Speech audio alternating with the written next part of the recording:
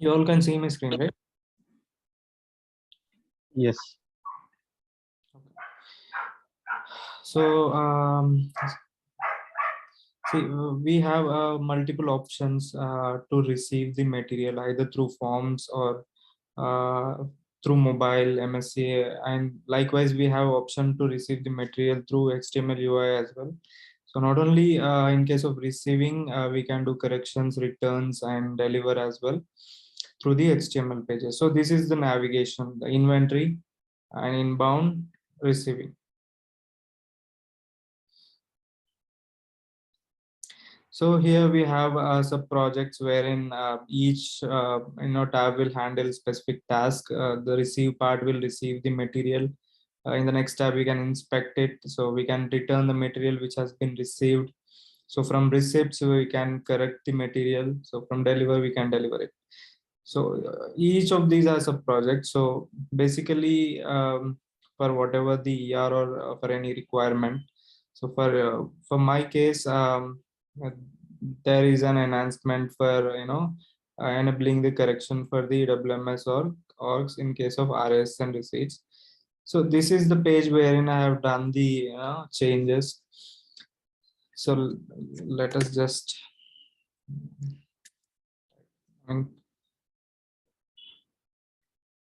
search for the W1 org.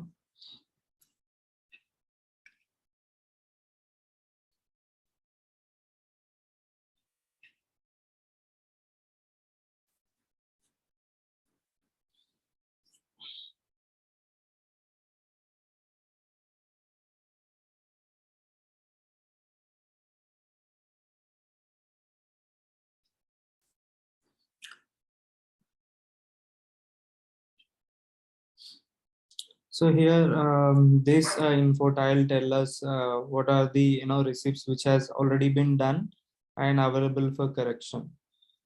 So earlier, see if you can see here the return ASN which has been received.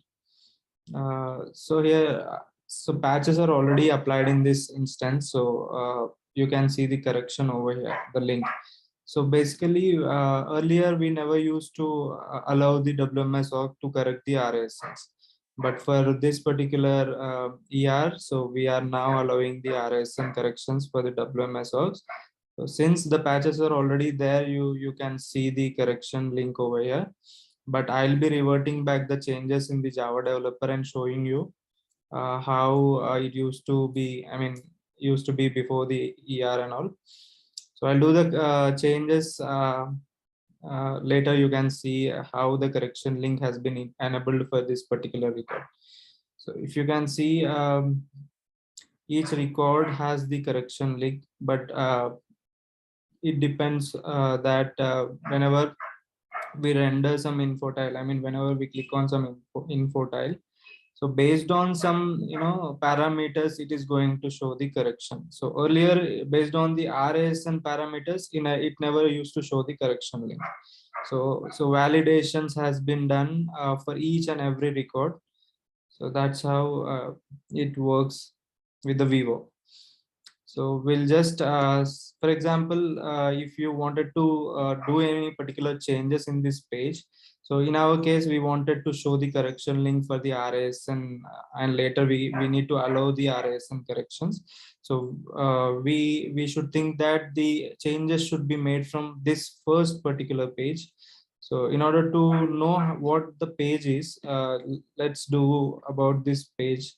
Let's click on that and see what page it has and what CO it has.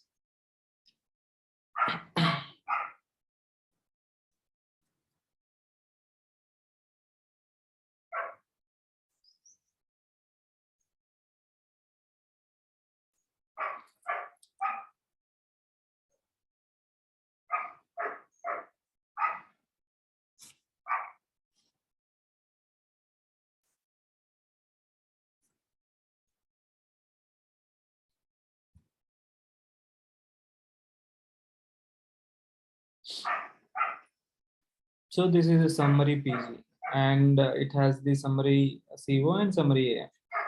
So now it's time to see the path. So Oracle Apps is a standard one. PO is a product ID. So for this particular case, when you see yesterday, we just copied the files from WMS top because it's a WMS product ID. But in this case, in these pages are built on product ID PO, and the project is RCV. So in this case, we need to copy the code base from the PO top by pulling the code from the RCV project. Okay. So now what we're going to do is that I already have this code base in my Linux session. I'll just go to that. So here, as you can see, yesterday we have created the demo one for the WCB workspace, and I have already the ER workspace. I'll just go to that and show you how the path is gonna look like. So whenever you create any project in the Java developer, so initially yesterday we went through some wizard, right? That is going to create a project, and it saves in this particular files. So this is the exact one which we need to create again as a directory. So here we have Oracle apps and PO. Now you can see the path. It's your home directory and JDev home where you create the workspaces. This is the workspace for the ER. So this path is a standard one. My projects Oracle apps. Since the pages are built on PO product ID, so we have the PO. Now we have the RCV project. So when you go to the RCV project, you can see all the sub projects like correct, project can handle the correction transactions, deliver, receipt, returns. So everything. So this is the path. So this path needs to be exact path uh, when you compare with this. Otherwise, the pages will not run. So what we just do is that anyways, we have this code base in place. We'll just try to launch the Java developer. So with JDev bin NT.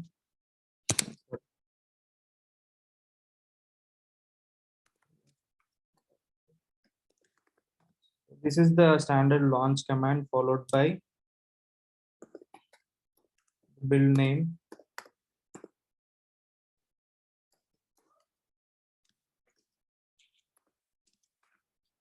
What the number?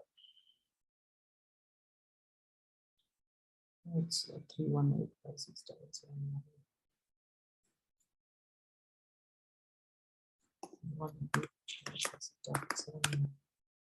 And then followed by your workspace location. It is under home, home, and the ER. So this is your workspace. So this will launch the JDev for your ER workspace.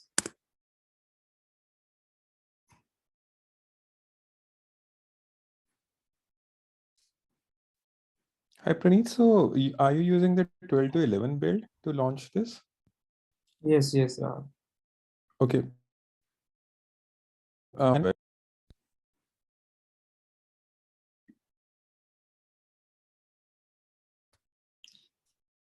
Rahul, regarding your query, yesterday's query, like, can we have the JDev locally? So when we, I just checked with the OAF team wherein because I never did it.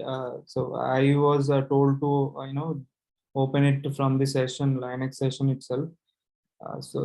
So what they told is that if you open locally, so the JDev version will be static one, right? You don't you cannot open with each and every build. So it's just downloaded as an app, and you need to run it every time with the same version of the JDev, correct? So that's why so line when we log into the Linux sessions, we have builds. So Using that build, we can open the JDev when we wanted to specifically open for some specific builds.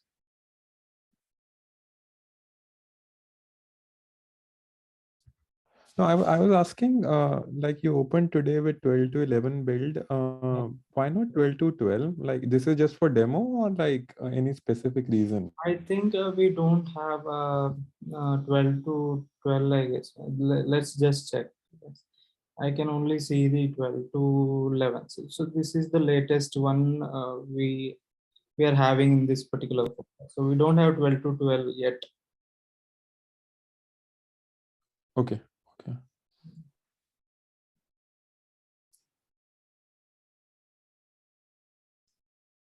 So now, Again, Praneeth, we'll need to match it with the instance OAF version also, right? So in the instance, we have 12 to 11. So that's why we are opening it with 12, right? right, correct, Mark. Mhm.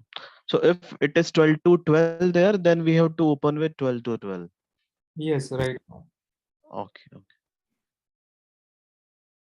So, But Praneeth, I'm trying to understand. So say our instance is 12 to 11, MW4D2210, mhm, and somebody goes say this file, this Java file, RC summary, and he creates a patch and all. So mhm, now when we source or we open JDev with say 12 to 11, will we see the latest changes? Like how do you see like say if somebody made a change yesterday in this file? mhm. Uh, So how I mean maybe I need to do some more research myself. okay. Uh, So I think, okay, that yeah, go ahead, Rahul.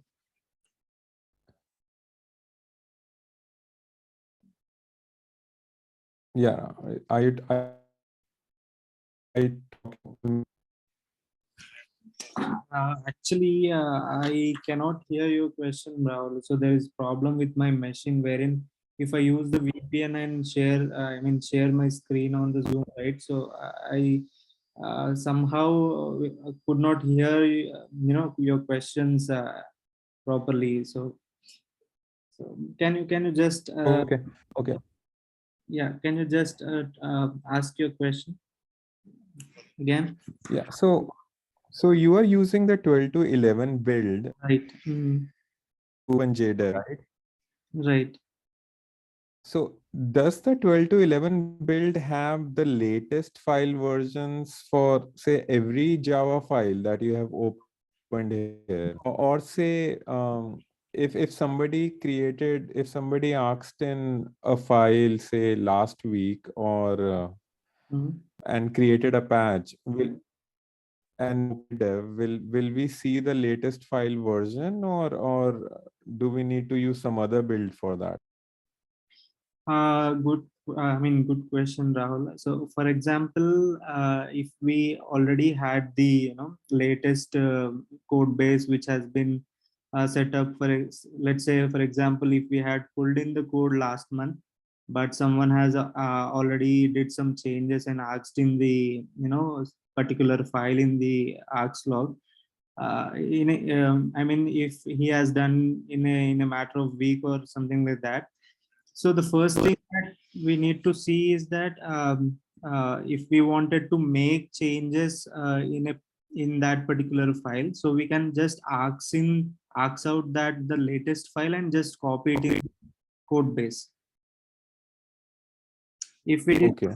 if it is the same version, then no problem.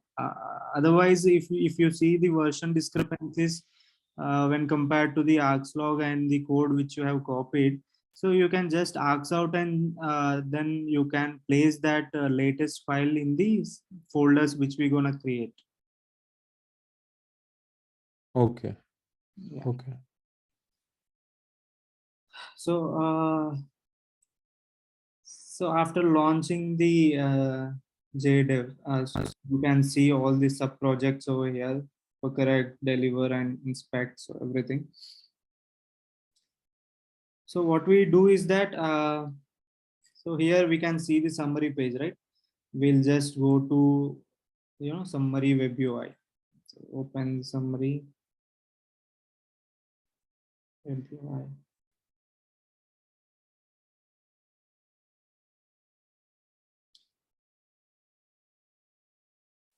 So this is the page, the summary page. So you need to see, we'll just go back to the previous page.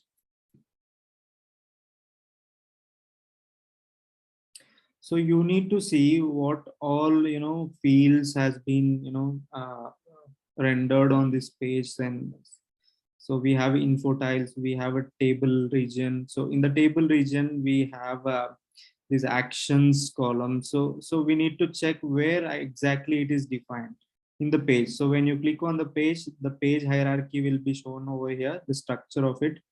So just go through it and see what has been, defined. So we just define the info tile region. So after info tile region, we are just so it depends on hierarchy. See, so the info tiles are dependent on the, table. So if you can see each info tile, it will not exist without any advanced table. So whenever we click the particular info tile, it should show the results for that particular info tile. So info tile will exist along with the advanced table over here. So if you open the advanced table, so in the properties, you see that there is an extents.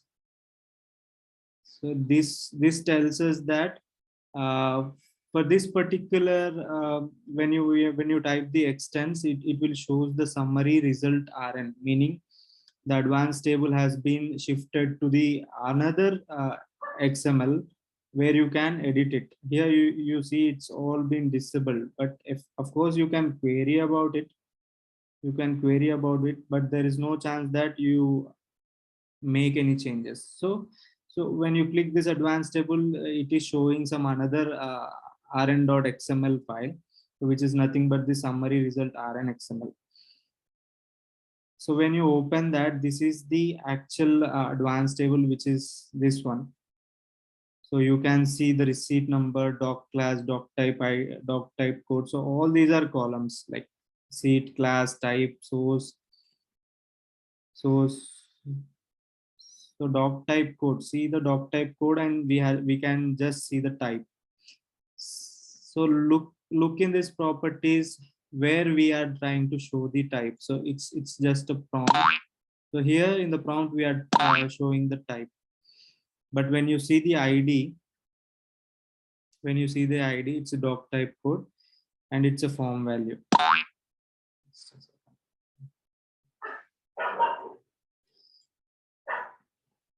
So each advanced table will be linked to a view object, meaning it should show the result, right? So in order to show the result, the advanced table are linked with the, view object. So when you see this particular receipt number, so from where it will get the receipt number? From this particular VO.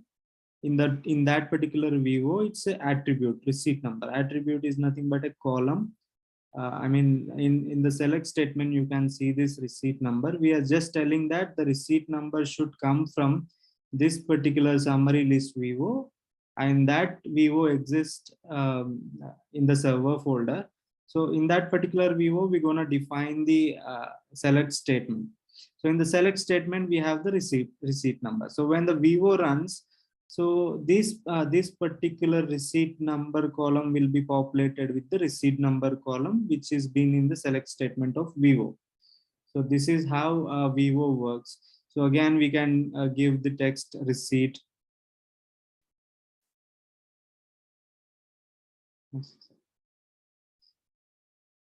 So that text will be shown up here with the receipt. So again, when you see the receipt number,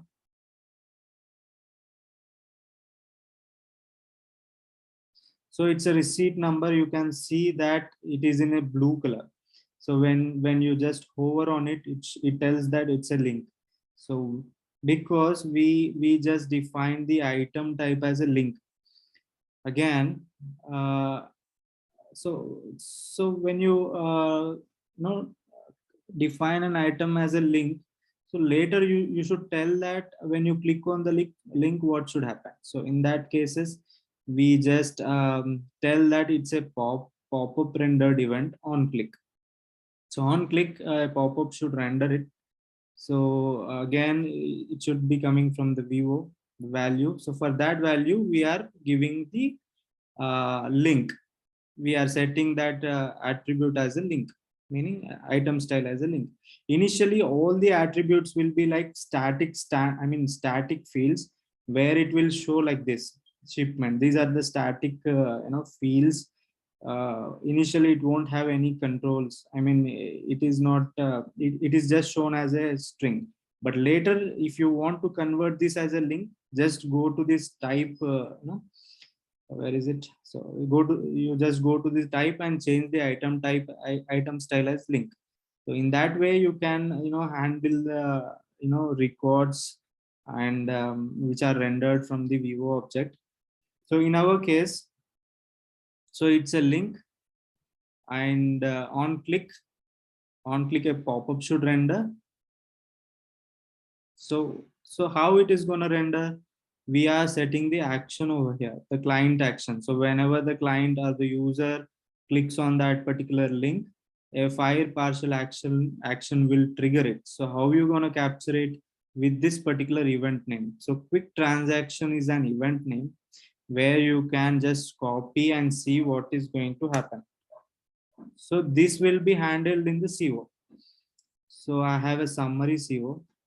I'll just find this event.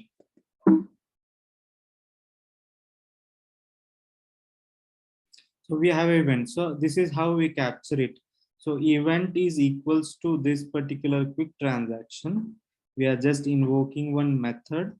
So again, after doing some business, after writing some business logic over here, we are just transferring it to what? Get quick transaction page. It will be having page details. So if you want to dig deeper, just copy this and just search for it.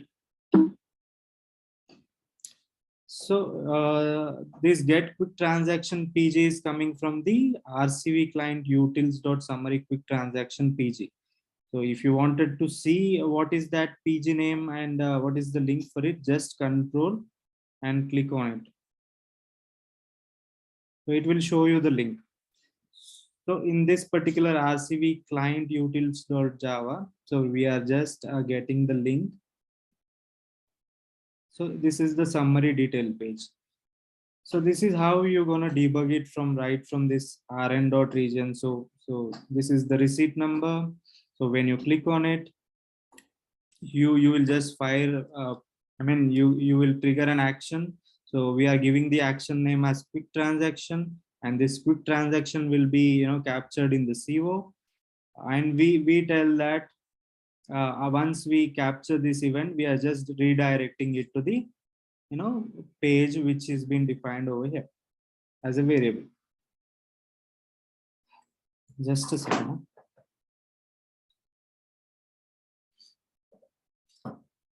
So now so what we're going to see is that for us it is now corrections, right?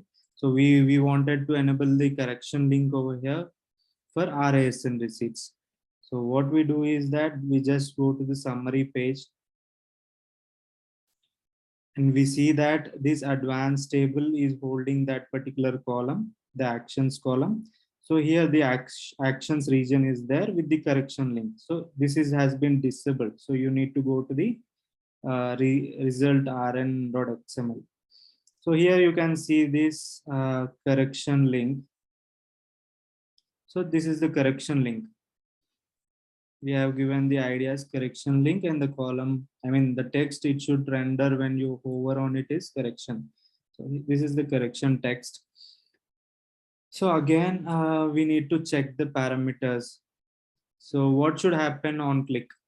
Pop-up render event should happen. So what should open when you click on that particular pop-up? When you click on that particular link. So this is a link, and that link will hold the name corrections. And here you can see it is rendering dynamically. So it has values yes, no, but you can add a spell over here. Spell is nothing but a command where it holds the Vivo transient variable. So that is transient variable is nothing but a variable which is not from table. You can just create a Boolean transient variable. So in that case, it will be holding. It can be shown in the Vivo, but it is not going to render any value from the uh, database or when that particular Vivo is run. So how it is going to useful, I mean how it will be used is like it will be used whenever we wanted to add some value to it dynamically. For example, in this case, is correction rendered is a column in the view object attribute. So I'll just try to show you that. Current is run. So here we are comparing with the true. So when you dynamically set this particular attribute true, so these true and true will become equal and it satisfies the condition. Then the rendered field will render this particular correction. So in our case, there might be any business logic where we are just restricting the WMS org so that this rendered attribute is coming as false. So maybe that is why the reason where earlier with before this ER has happened, return ASN should always use to get the record without any correction link. So should be there is should be there any the business logic where we are setting or where we are restricting the WMS orgs. So now we need to concentrate on this rendered part, because why it is not getting rendered on the WMS org. We'll just copy this field. The best way to uh, debug is that just copy this and search in the project or where it is gonna useful. I mean where it is used in this particular projects. So copy here. You can select this radio button active project, just search for it.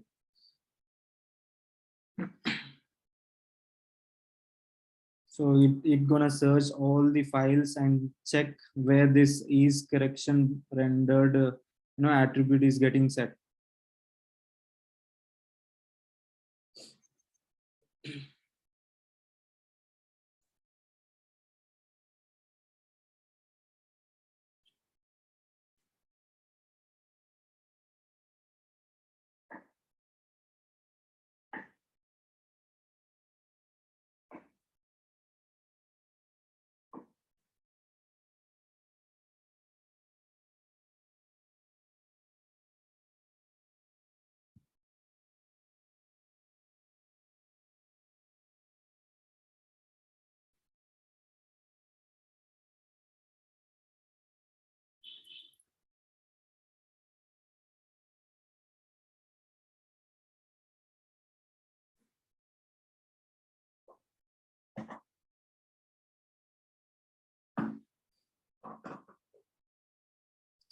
So this is one way of checking. You can just click on any other file. I mean the files for that particular specific summary project. See in the if any file in that particular summary project is used using this transient variable or not.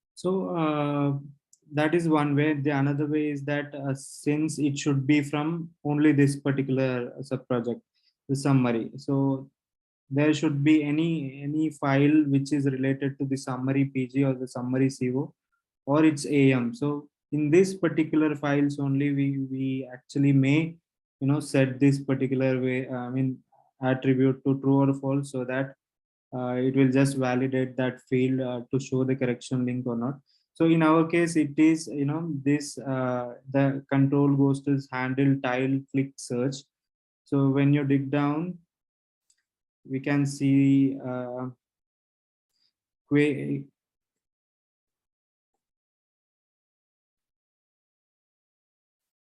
somehow it closed.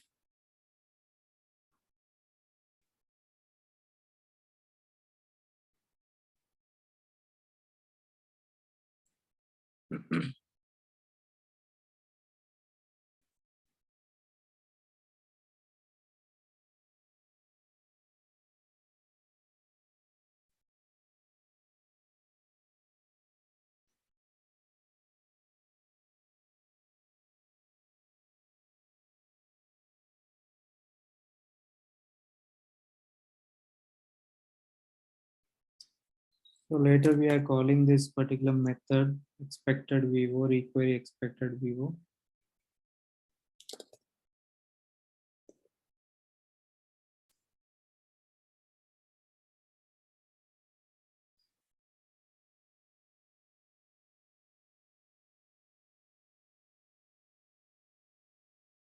So here we are just executing that vivo, which is which is going to render the advanced table result.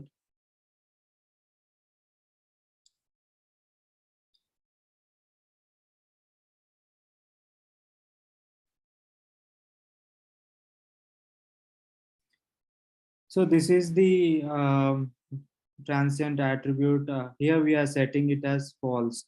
So either we can, so here we are setting it as false. So based on some business logic above this particular code, there should be something that that is navigating this correction link to whether to render it or not. So for example, let's say here the correct count is coming equals to 0. So then we are setting it as false. So where it is coming, it is coming from the statement. So we need to check what is that particular statement. So when you go to that statement, so this is the statement. This is the statement where we are calling where we are trying to execute a anonymous block. So when you try to see this particular query, it is showing that WMS enabled flag equals to n, meaning this correction link going to render only for the WMS enabled org, for the orgs which is set to no. I mean when it is not WMS org, then only it returns some count over this particular query. So when we have the count more than 0, then we are not setting it as false. So for us, since it ours is an WMS enabled org, so this query will return nothing. So the count comes as 0.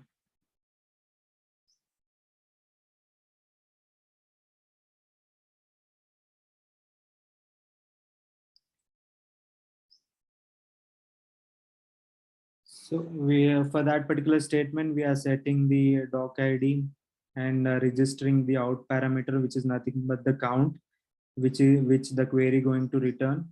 So we are capturing that particular count over here. So when the count is equals to 0, then we are setting it as false. So in our case, let's just run this page and see whether we are able to get that correction link or not.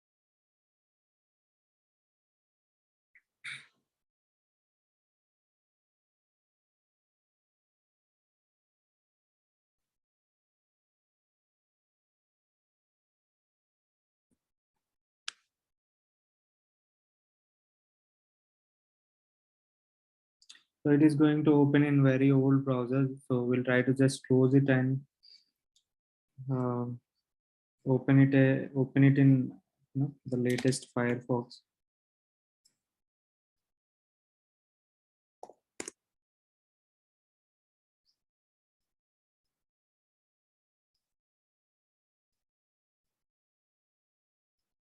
So in between, if you wanted to check if the control is coming to this particular code or not, so you can either add debug messages over here. So later you can just copy this console logs and paste it in some notepad and all. Then check whether your debug message has been printed it or not. That's how you can debug. So I'll just try to add this apply.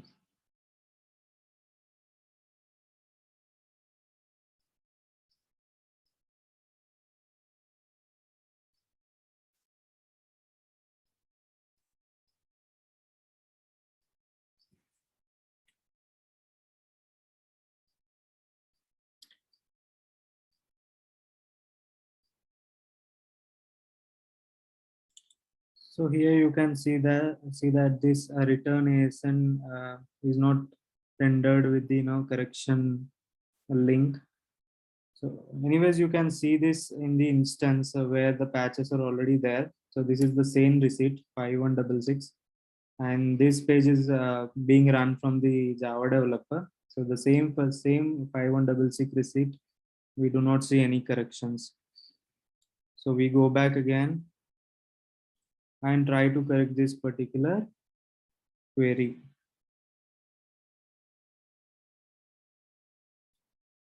So we'll just add another in. So we'll change the code. Anyways, for the enhancement, we just remove that entire line.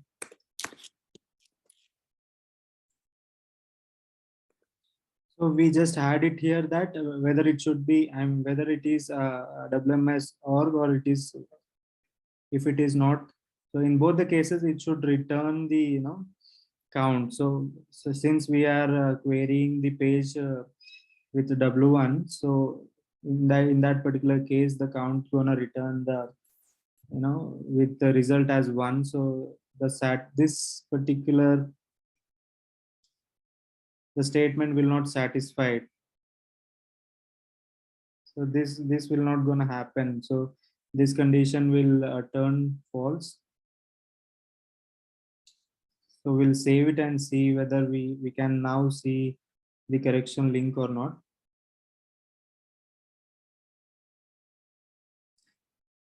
So for every time you run the new page, right? I mean, every time you run the page, so the earlier session needs to be terminated. We'll run it again.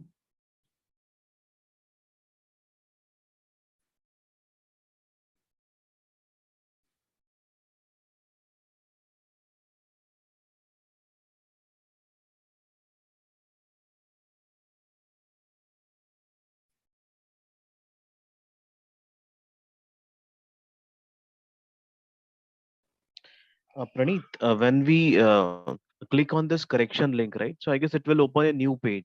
Correct. So I can click parameters with it and then directly open the corrections page with those parameters. Like for receipt 5166, it will Mhm. open with 5166 receipt, right? So where do you find parameters? How those links will work differently for different receipt? Okay. I'll- Yeah.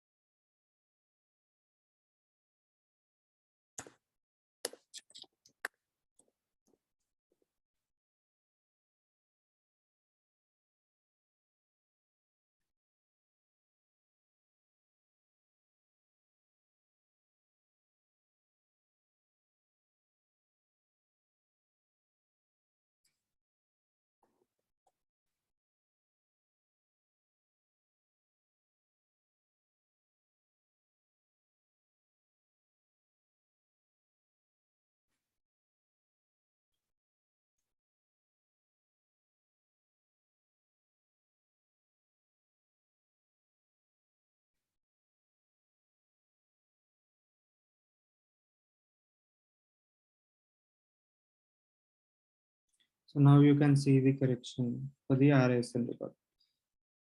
So whenever we click corrections record, let's say if we wanted to click this correction record, so the page, the new page, the correction transaction page will open up with all these parameters specific to this receipt. So what is going to happen is that whenever we click the correction link, so this action will trigger. So we are capturing it on the CO. So somehow it is getting the row reference, which whenever we click on that particular record, so it is getting the row reference, and the row reference has been put it in the serialized variable, and this is sent to a method get param per correction transaction as a parameters. So again, I think here also see when you navigate to the correct transaction page, this is the correct transaction page which is going to render after clicking the correction link. So when you navigate, when you say that forward immediately to this particular URL, so we are sending the parameters as well. So these parameters will be used in the transaction correction page. Okay, Mohit? Yeah, got it, Praneeth. Okay. So let's go back to that page once. So this event source row reference is a standard one, right? Yes, Mohit. Okay, okay. Yeah, got it, Praneeth. Yeah, so that's how we navigate it. So I did not create much data to show you for all the changes which we have done. So this is one of the change. I just wanted to show you the navigation, how it will be. I mean, how the events are captured, and how few specific beans can be rendered differently with the different item styles. So if you have any questions, you can ask me. So I just uh, showed the thing regarding how the navigation will flow.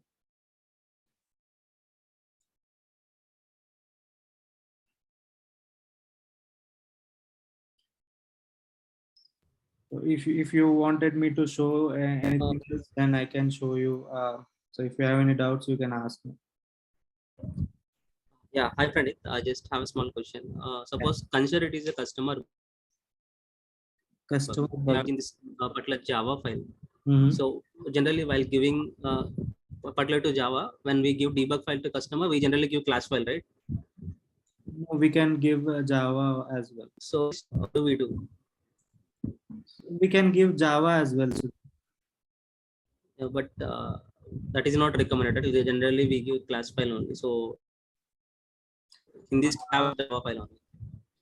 I'm not sure because for a couple of customers, I've given the Java file only because later they just compile the Java file. I don't know how did they do that, but I mean, for my case, I just given the Java file only. So maybe if you want to give the class file, I don't know how they want to use it. Maybe they can replace the class file in the instance in the test instance where they are facing the issue. So maybe if that is working for them, they can go to the class path where that particular class file is existing, and they can replace it.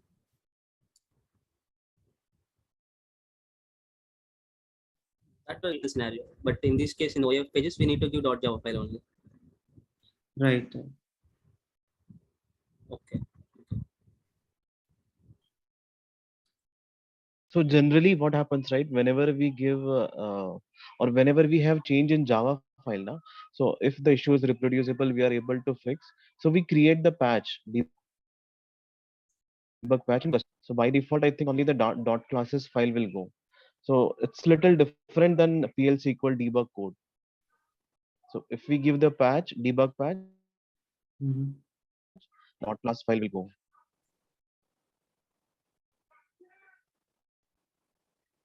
So any other questions if you have, you can ask me. I'll try to show or I'll try to clarify as far as I know. So,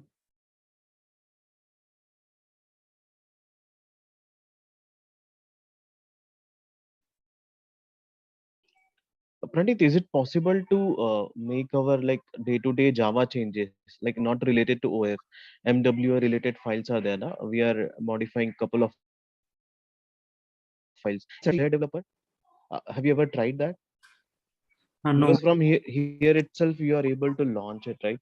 Because generally we will need to put it to the Unix, then from there all those activities are involved. Have you tried that? Like if we can configure it in JDev? Meaning MWA files, right, Mike? Yes, yes, yes. I have never tried Mike. Okay, I've seen Surya using the local J developer to launch the MWA pages, but okay, I okay, never tried on my machine. okay, okay, okay. Yeah, that's it. Thank you. So I think I'm done. So you can try from your end. So in case if you have any questions, you can just message or email me. So I'll just stop the recording. Okay.